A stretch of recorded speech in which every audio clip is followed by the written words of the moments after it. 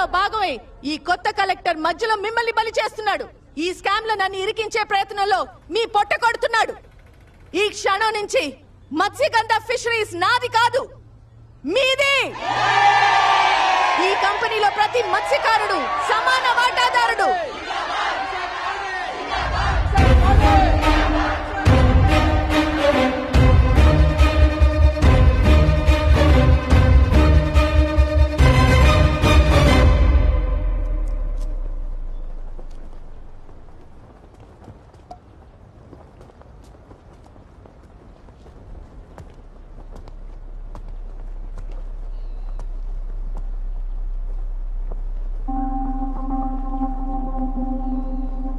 మీరీ ఆవేశంతో అడ్డుపడతారని తెలిసే వచ్చాను. ఎందుకంటే ఈ చెరువు మీది. కానీ ఇంకా ఈ చెరువు మీదేనా? 40 ఏళ్ల కింద సహజంగా చేపలు పడుతున్నంత వరకు ఈ చెరువు మీది. కానీ ఎప్పుడైతే ప్రాణం పోసే చెరువుని లీజుకు వదిలేశారో ఆ రోజే అది మీ చేయి జారిపోయింది. పోనీ దీనివల్ల మీరు సాధించింది ఏంటి? ఒక్కడి పని మీద నలుగురు తింటూ మీ ఎదుగుదలకి మీరే అడ్డుపడుతున్నారు. మీ సోమరితనాన్ని ఇక్కడ పడుకోబెట్టిన మీ పిల్లలకి కూడా వారసత్వంగా పంచుతున్నారు. ఈ కట్ట తెగితే నష్టపోయేది మీరు కాదు. మిమ్మల్ని ఈ చక్రంలో బంధించి మీకన్నా 10 రెట్లు సంపాదిస్తున్న ఈ సొసైటీ ప్రెసిడెంట్లు మీకన్నా 1000 రెట్లు సంపాదిస్తూ మీ భవిష్యత్తు మీద సింహాసనం వేసి కూర్చున్న ఆ నియంత మీ భయం, అజ్ఞానం, అమాయకత్వం, విశ్వాసమే ఆ సింహాసనానికి 4 కాళ్ళు. ఆ సింహాసనాన్ని కాపాడుకోవడానికి, తన నేరాన్ని కప్పిపుచ్చుకోవడానికి మిమ్మల్ని కూడా ఈరోజు ఆ కంపెనీలో భాగస్తులను చేసింది. కానీ ఆ లాభాలు ఎప్పటికీ మీ చేతికి రావు. ఇది నిజం. ఈ చెరువులో ఏం జరుగుతుందో మీకు తెలుసు, అది తప్పని తెలుసు. కానీ ఆ ఉచ్చులో నుంచి బయటికి తొంగి చూడాలంటే భయం.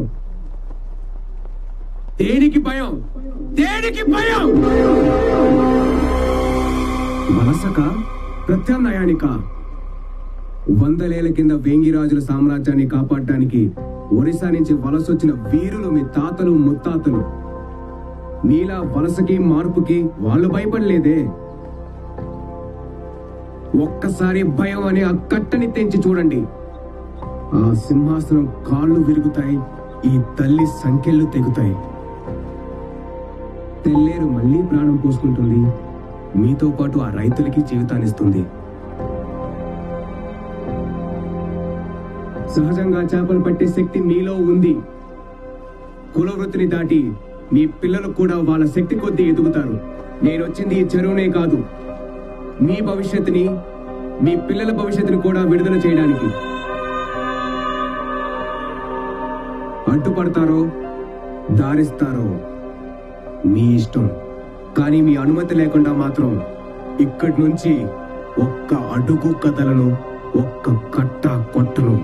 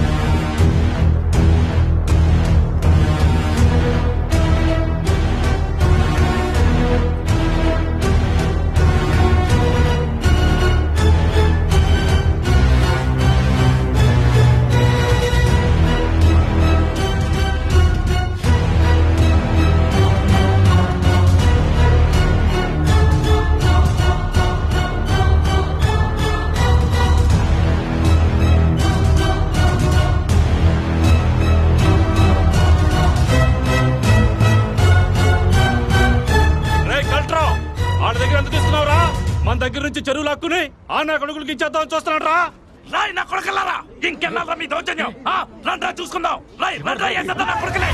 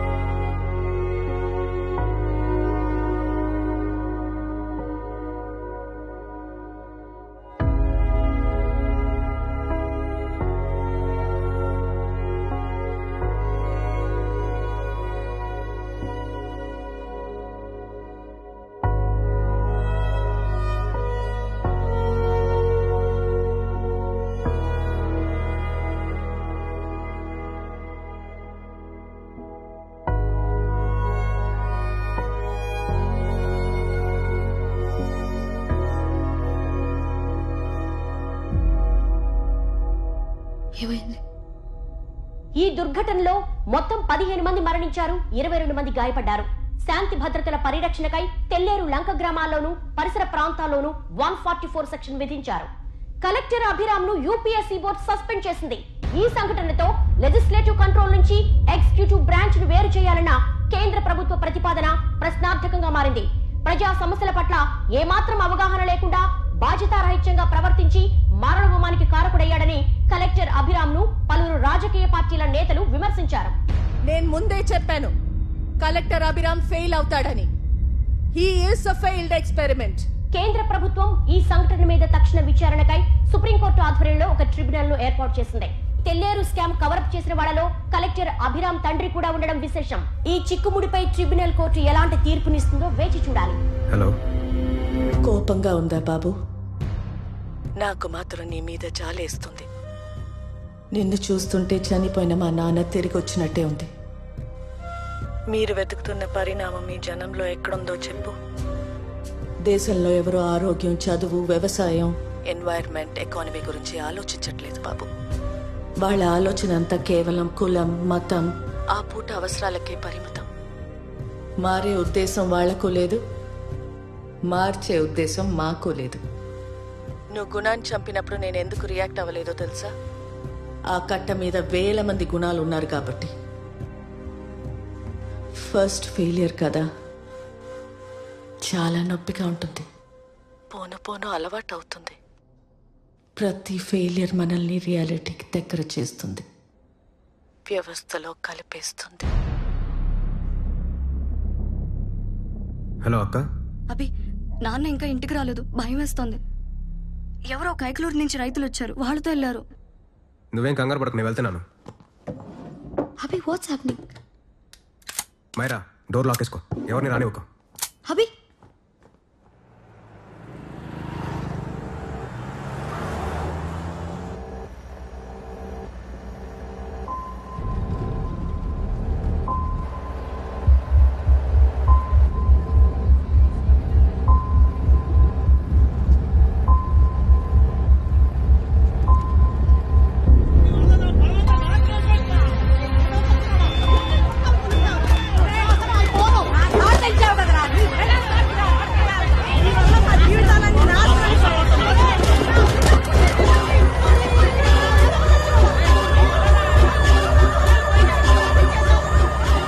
Block the tractor.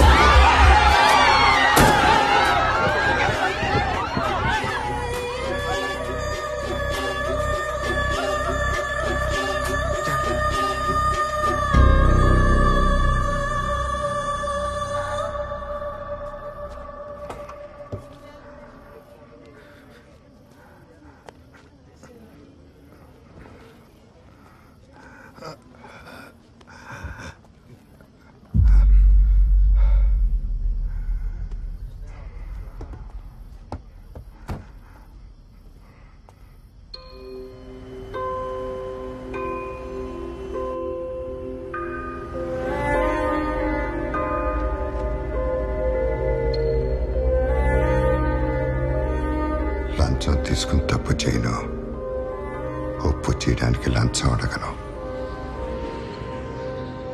There's a chance they might come up with a stay order anytime. Let's speed up. Make sure all the explosives are properly accounted. None of the buildings around should be affected. Okay? Zero tolerance. কোনো problem হবে না sir, আমি সব check করব। Okay. నానా, building అంతా ఒకటేసారి కూలిపోతుందా? World trade centre లాగా? అవును. అలా ఒకటేసారి ఎలా కూలిపోతుంది? డైనమైట్స్ అన్ని ఒకేసారి పిలుస్తాం కాబట్టి. ఎన్ని డైనమైట్స్ పెట్టారు?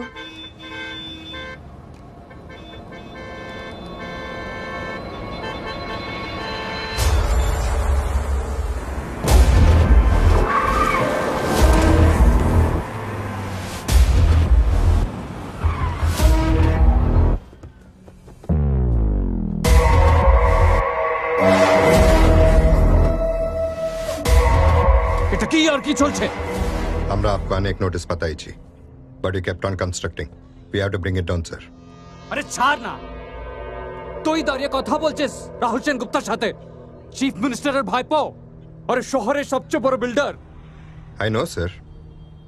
তোর প্রবলেমটা কি? কি চাই? I just want the building to come down, sir.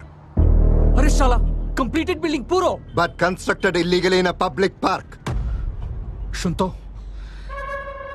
তোকে বিল্ডিং এ 10টা ফ্ল্যাট দিয়ে দেবো, যেতে দে।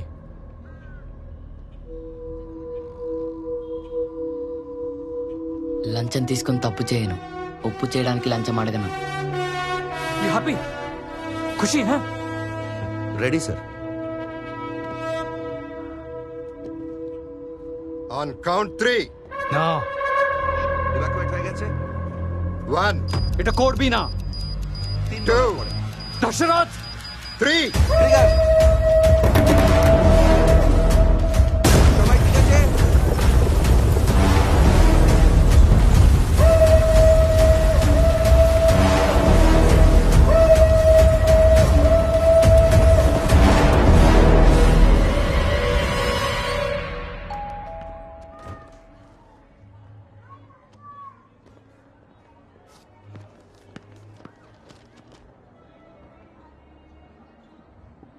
ఏంటి మళ్ళీ ట్రాన్స్ఫరా? ఇంకంతకన్నా ఏముంటది?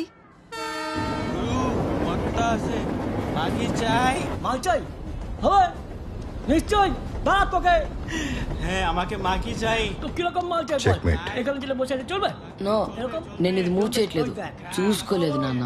రేయ్, ఆట అంటే చూసుకోకుండా చేసిన తప్పులు దిద్దుకోవటమే. It teachers character. గెలవాలంటే ఇంకో గేమ్ ఆడు. కమా.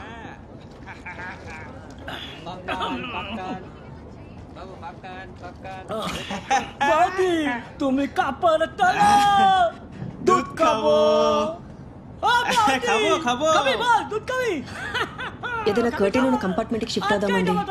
আজকে নিয়ে যাবে দাদা, কোন বাবা না বল। Excuse me. Can you lower your voice and take the drink near the door? যাবো, নিশ্চয় যাবো। আগে বলুন, ওই দুধটা একটু পাওয়া যাবে কি?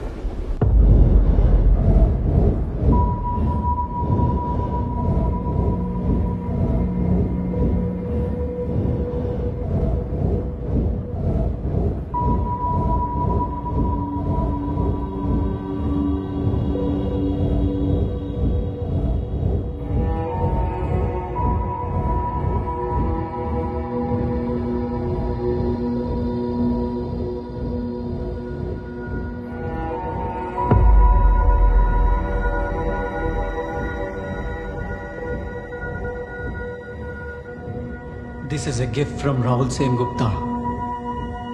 Systemer সাথে বাদরামো চলবে না. He did not want to kill you. He only wanted to break you. Now you are broke. And you will stay broke.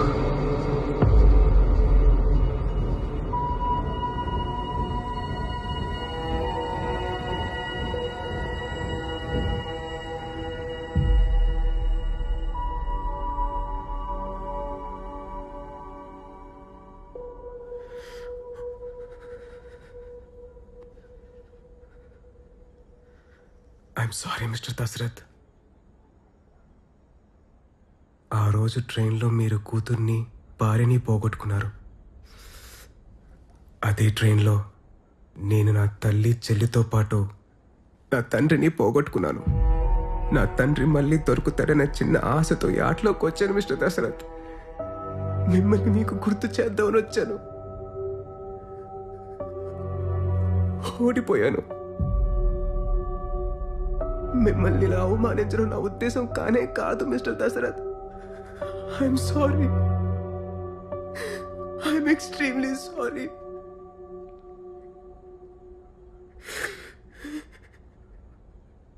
ఒక రౌడీ నా భార్యని కూతుర్ని చంపాడని ఓడిపోయాను అనుకుంటున్నావా? ఆ రాక్షసులు ప్రపంచం అంతటా ఉన్నారా. కానీ వాళ్ళని వ్యవస్థ పోషిస్తుందా శిక్షిస్తుందా అనేదే తేడా. నేను ఓడిపోయింది ఆ ట్రైన్లో కాదు. 60 మంది సాక్షిగా 2 అమాయకులను చంపి 2 నెలలు జైలు శిక్షతో బయటపడ్డారే, అప్పుడు ఆ కోర్ట్ రూమ్లో తీర్పు చదువుతుంటే రాహుల్ సెన్ గుప్తా మేసం మెలేసి నవ్వుతూ నా కళ్ళల్లోకి చూసినప్పుడు ఆ రోజు నుంచి ప్రతిరోజు ఆ నవ్వులో ఉన్న నిజాన్ని జీర్ణించుకుని నాలో ఉన్న నిజాయితీని చంపుకుంటూ బతికాను.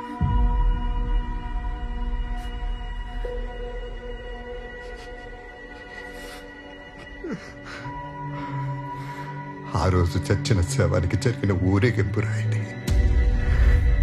ఈ దండ నువ్వు వేసింది కాదు. ఈ శవాన్ని దానం చేయాలి కానీ ప్రాణం కోసం బ్రతకూడదురా. నువ్వు ఈ దారిలోకి వస్తే నాలా మొక్కలు అయిపోతావని ఆపాలని చూశాను. కానీ ఈ రోజు నీ మొహంలో ఉన్న ఈ నిస్సాయితని నేను చూడలేనురా.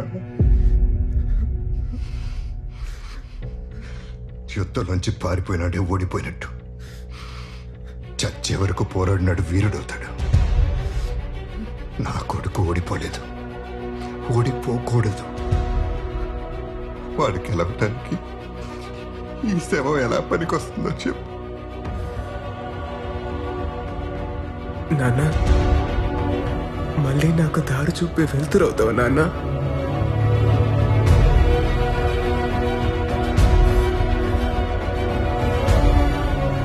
13 ఏళ్ల కింద వెస్ట్ బెంగాల్ బోర్డు నుంచి బయటకు వచ్చి